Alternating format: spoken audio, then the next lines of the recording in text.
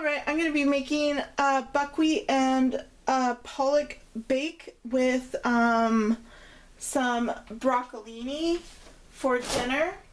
And I have 4 cups of buckwheat rinsed and in this roasting pan. And then I'm going to add some cream. Now I'm going to take a bag of Parmesan cheese and put it on top of the buckwheat.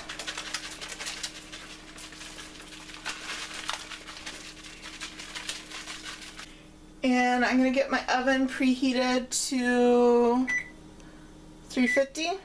Now I have this Pollock. We're going to take several fillets and lay them out over top of the buckwheat and the cheese. Now these are still frozen, but that's okay because we're gonna slow cook this until it's all like, the buckwheat's all like soft and cooked all the way through. I'm gonna go ahead and use every package.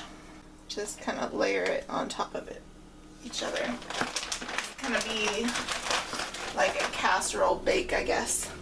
Okay, so I have some tarragon and some chives. Going to take the tarragon first and cut it with my poultry shears.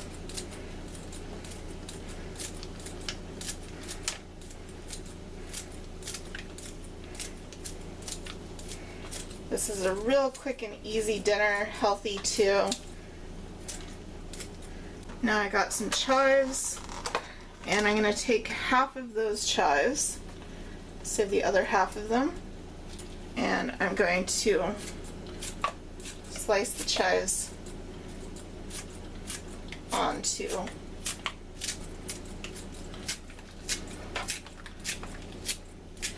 the Pollock. And I'm going to take about 1 teaspoon of salt. Sprinkle it on top. I'm going to crack some pepper on top.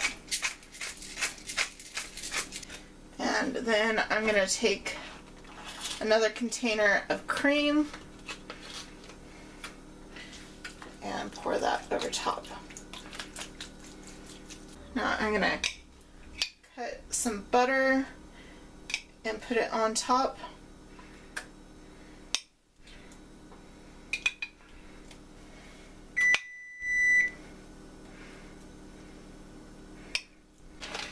And then I'm going to take the other bag of Parmesan cheese and sprinkle that on top.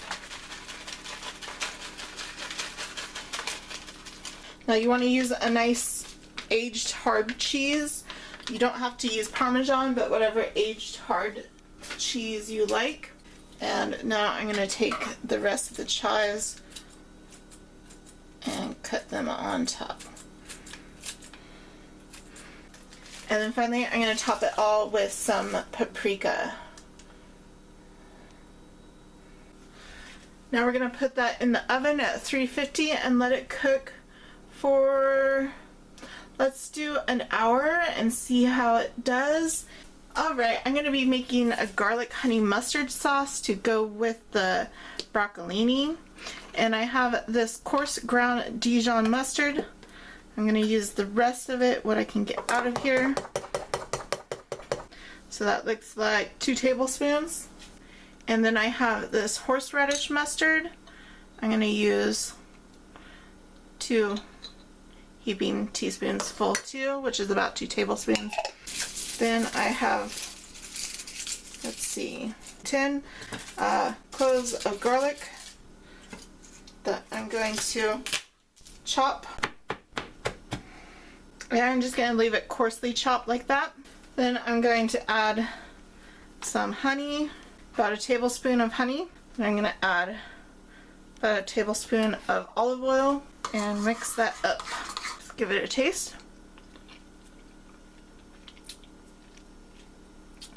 That's good. Okay, I'm going to heat this pan, the skillet, on medium-high heat, just a low medium-high at a 7. I'm going to add half a stick of butter. So now we're gonna add all this broccolini. I'm not sure how much this is. For net weight, it just says 1, so maybe 1 pound. I have a hard time guessing weight anymore now because I lift so heavy, so like everything feels light to me. But I'm just gonna add all this broccolini to the pan.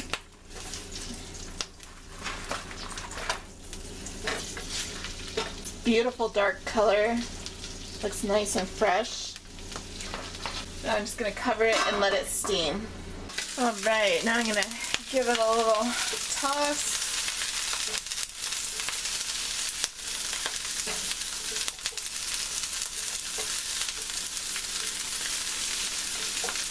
Try and get it nice and coated in butter there.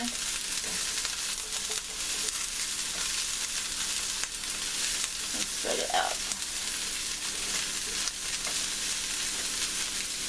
I'm going to cover it again. Okay, let's toss this again.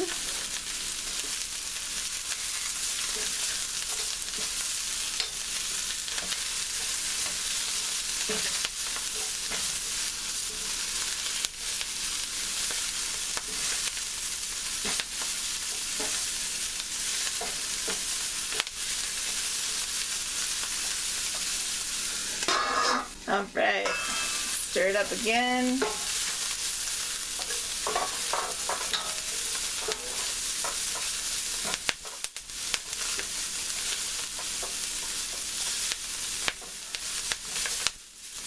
That's looking pretty good. I think it's time that we can add our honey mustard sauce.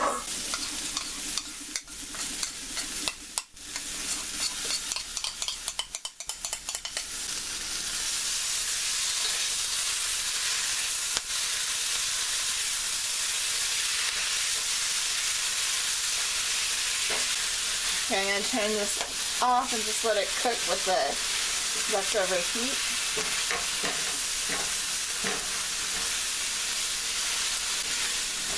And you shouldn't have to add any more salt to it because that honey mustard's got enough salt and flavor in it for the vegetables. Oh my gosh, that looks so good.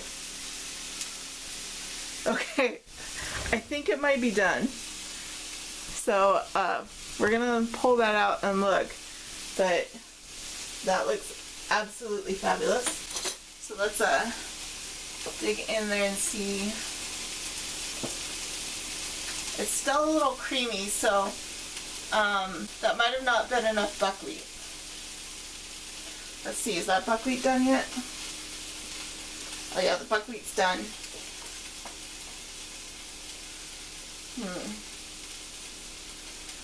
I think it's probably ready to serve.